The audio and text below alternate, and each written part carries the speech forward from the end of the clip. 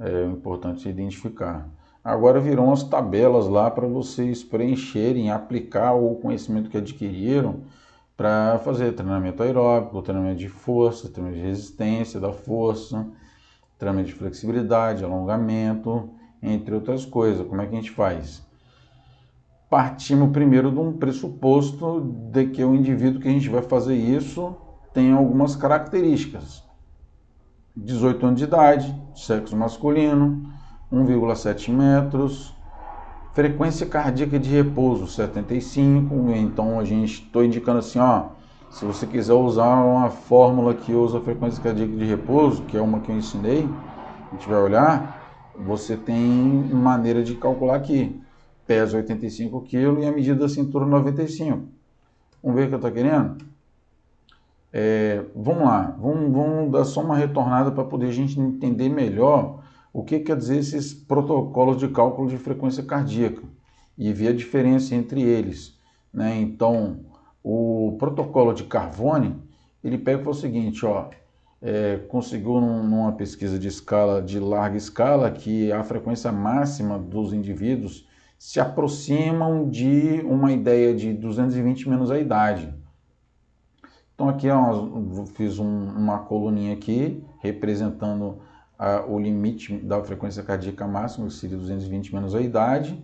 E aí o Carvone chega lá e ó, pega esse resultado aqui da diferença da idade do 220, multiplica por 60% e 90% e pronto, está feita a zona de treinamento.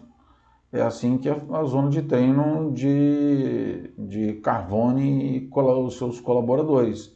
Então você tem que nadar, correr, pedalar, remar, fazer atividade aeróbica de no mínimo de 121 BPM, batimento por minuto, e até no máximo de 181 BPM. É uma maneira de calcular a intensidade de esforço para treinos aeróbicos, pessoal. Tá em destaque vermelho para vocês não esquecerem. Outra maneira de calcular é o protocolo de Concone, que leva em condição a frequência cardíaca de reserva. O Concone percebeu o seguinte, olha só, as pessoas, na medida que vão treinando, a frequência cardíaca de repouso ela vai diminuindo, ela vai abaixando quando ela está em repouso, porque o coração vai se tornando cada vez mais eficaz, mais resistente, com a potência maior, então ele ejeta mais sangue, tendo que bater menos vezes. E pessoas que estão condicionadas e estão treinadas nessa situação, elas tendem a ter uma frequência cardíaca de repouso menor. Então a zona de treinamento dele, que seria essa faixa aqui, muda, acaba aumentando mais. Então, quanto pior for a frequência cardíaca de repouso, a zona de treino dele vai ficar numa zona bem pequenininha. Quanto maior a frequência cardíaca de repouso, vai ter uma zona de treino bem maior e vai estar equivalente com a capacidade cardiopulmonar do indivíduo. E aí o que ele fala? Você treinando dentro dessa zona, frequência cardíaca máxima, eu coloquei aqui 220 menos a idade, ou um teste de esforço, máximo ou submáximo.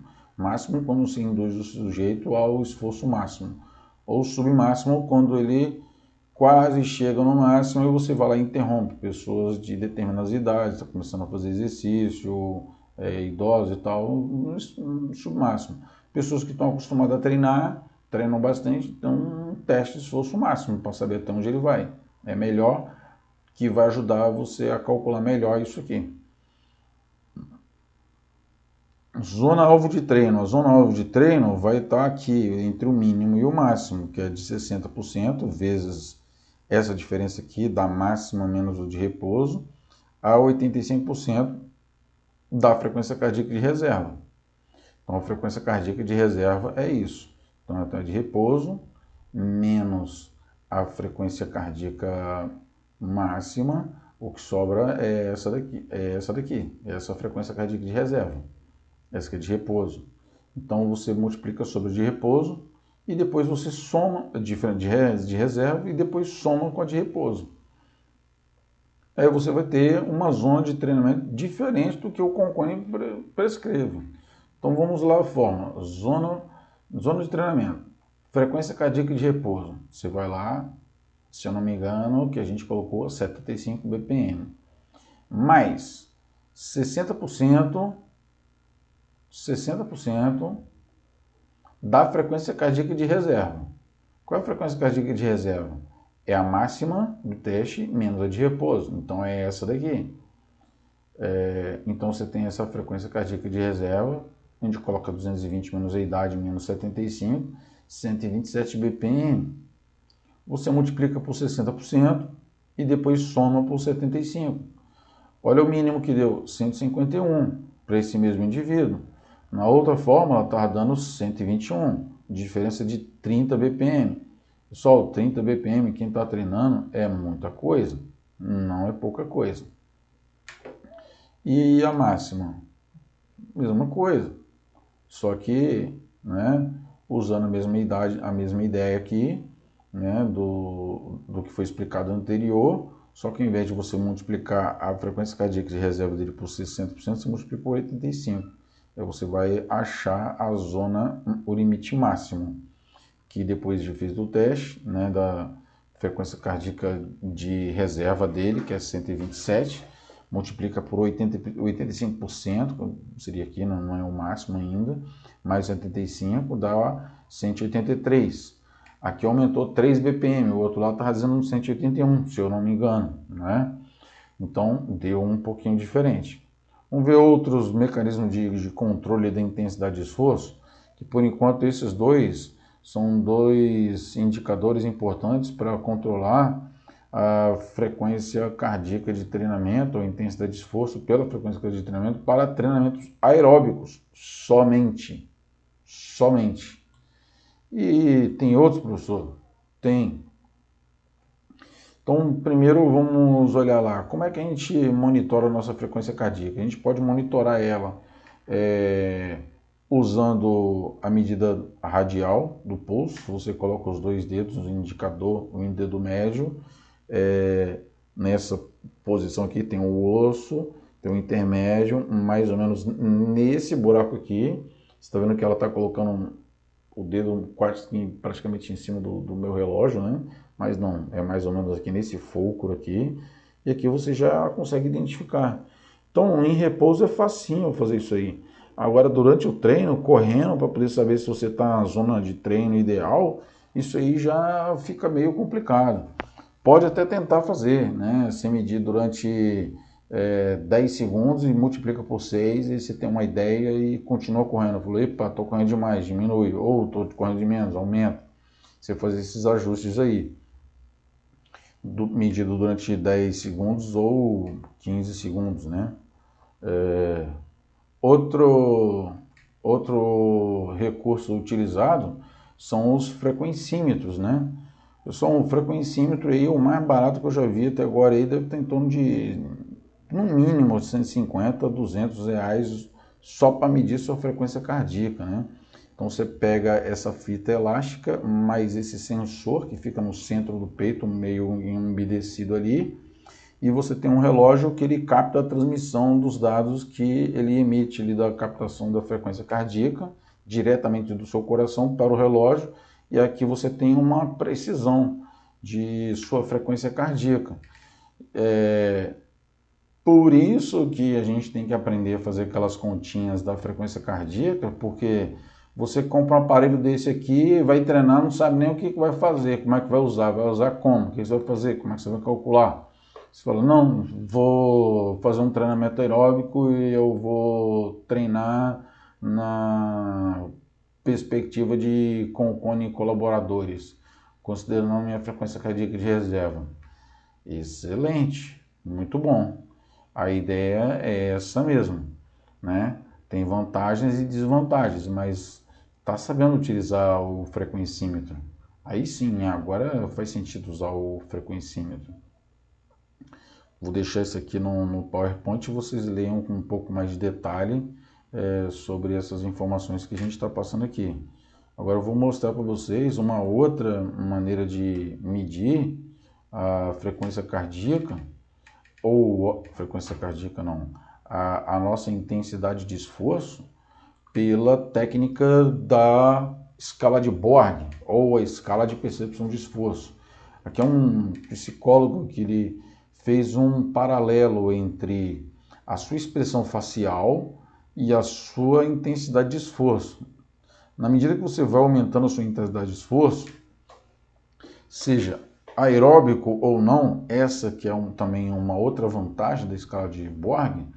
Por exemplo, você está estudando agora, você, porra, não estou entendendo nada, professor, caramba, tá difícil. A sua carinha deve estar mais ou menos assim, ó, né? Dificuldade. Se você estudou bastante, leu as atividades anteriores, sua carinha deve estar mais ou menos assim, ó, alegrezinho, pô, professor, até agora tá tranquilo, não tem dúvida não, consigo entender. E ela pode variar de 0 a 10 ou de 0 a 20. Tem alguns que fazem isso, alguns ignoram, tem uma carinha e faz mais ou menos a escala numérica. Na escala de Borg, você está treinando, está na corrida, está fazendo musculação, qual o seu nível de esforço aí de 0 a 10? Como é que tá? Ah, eu acho que eu estou mais ou menos no 7, estou mais ou menos no 8, tá meio exaustivo. Então aqui ele já dá mais ou menos um parâmetro para você comparar, para você identificar a intensidade de esforço que o indivíduo está fazendo durante uma atividade física, seja ela aeróbica ou não. Aí que está uma diferença muito importante da escala de Borg. Primeiro, que você precisa saber da escala de Borg, conhecer ela e ver essa tabelinha.